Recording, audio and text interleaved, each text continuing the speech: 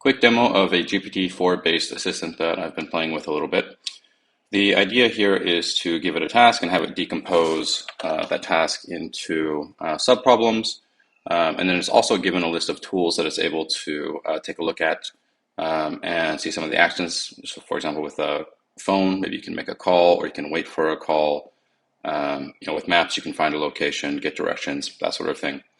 So based off of the decomposed problems and the list of tools available, we ask it to come up with a series of steps and to direct the output of each of those steps into either a variable or, if it's an effect, just to send it to self.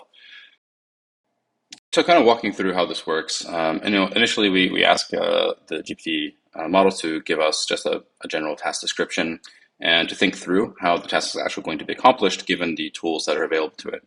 So you can see here that it reiterates what the task is, knows that we have to find Liba's contact information, make a phone call, ask the question.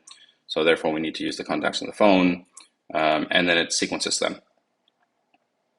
It then comes up with a high-level plan.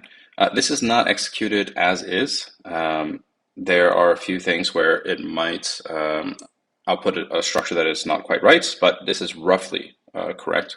So you can see here that we're going to use the find contact inside of the contacts tool to search for a name like Liba, and we're going to output that into a Liba contact variable. And then based off of that, and in this case we've already filled it in this output, but this is actually originally a variable saying that whatever Liba's contact is, put it in here. And this is kind of interesting because this is not a type-safe transformation. We'll look at that in just a second. But you can see that this propagates down to here, and we get this nice message saying, "Hello, Liba. I was wondering if you could tell me about the big bad wolf and three little pigs." And this is in effect, so the output just goes to self. But you can imagine that if I had asked it to maybe take notes and then forward those notes to me in an email, that this would do output to an email and then pass another step. Now, as we go through and we execute the actual API calls, we're going to fill in the variables. So you can see here, we made a call to the find contact endpoint, pass in the name like Liba. We're outputting to Liba contact, and this is the result that we got back. So contact with a name of Liba, liba@iva.net, and that goes kind of verbatim in here. And that's what I meant by this is not a type-safe transformation. There is a phone number in here. However, it is not exclusively a phone number. And that kind of brings me to up here where the payloads that are generated in the high-level plan, they oftentimes don't have the correct schema because the payload is meant to be passed to an API. And therefore, if it doesn't match the schema, it won't actually work. So there's an intermediate step where we take the payload and we ask GPT-4, we say, we're about to, for example, use the phone make call action. Here's our current payload. Rewrite it such that it conforms to this JSON schema. And it does a pretty good job of that. And then once it has written the payload such that it matches, we then walk through and look for any usages of a variable. And we then, once again, we pass in our list of variables. So in this case, this full variable here. And we say, hey, we're about to do the phone make call. We're looking for a variable of this type, given the schema. What's in here actually looks like the correct value. And you can see that it's actually found that based off of the phone make call, and that should be a string, that it's actually passing in the phone number correctly. And so in the end, you can see here that it goes through, it finds the contact, the phone number, it places it in the correct place, it makes the API call to make the phone call. You can imagine this is a Twilio backed API, and it finishes. Let's try two more examples. So in this case, I'm asking it to send a message asking Tara about her availability next Wednesday or Friday, then email the results to Clara and ask to think about presenting something on the AI assistants we've been talking about. So after running this through the assistant, you can see we get a description about what we need to do, saying we need to find the contact information. Then we'll wait for a response from Tara using the messaging tool with a wait for message. And once we have a response, we'll send an email to Clara with Tara's availability, so on and so forth.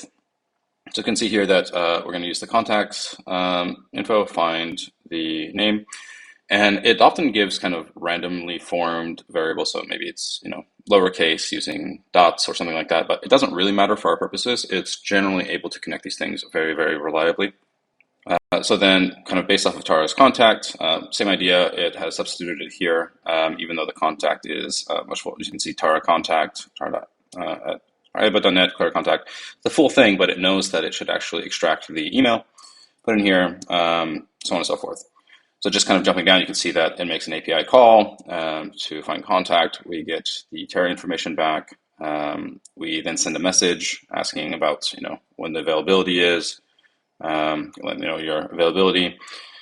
We then wait for a message, waiting from Tara at iba.net. In this case, it's using the message API, and it should be using an email API. So there's nuances to getting it to reliably use the correct tool, but that's to be figured out.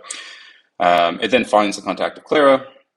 And you can see here it's put the output for the message from IBA or from Terra into the Terra response variable. And then down here, it's kind of imagined that there is a templating system, but we could teach it how to use a proper templating system. But you can see we're sending an email to Clara saying Terra's availability and AI assistant presentation. Hi, Clara, Terra's available on the following dates. Can you think about presenting something about the AI assistant we've been discussing? And it goes ahead and sends those out. So one last demo. You can see here that I'm asking it to send an email to Simon, asking if the AI assistant idea that we were working on yesterday is ready yet, and then also to schedule a short meeting with Zeno on early Monday morning to catch up on anything I missed.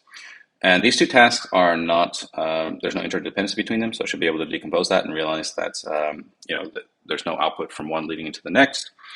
And it generally does this pretty good. This short meeting on Monday morning, as part of all of the prompts, we always include a little bit of context in terms of like today's dates and who the GPT is talking to. And it's surprisingly quite good at knowing that today is June 1st, and so early Monday morning would be June 5th. I suspect that there's a certain amount of luck to that. I want to lock it down a little bit to make sure that it's kind of coming from a calendar tool and it's much more reliable.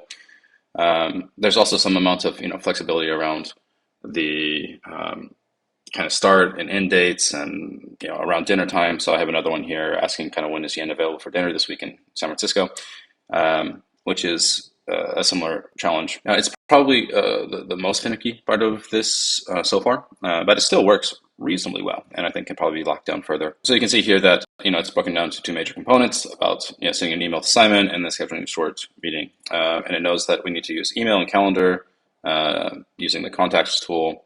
Same idea. Just finds Simon's contact, creates an email template, finds Zeno's contact, then finds the availability given Zeno's email, and then tries to schedule something. You can see here that we have variables for Simon's contact, Zeno's, and Zeno's availability. So Monday morning, 9 to 12.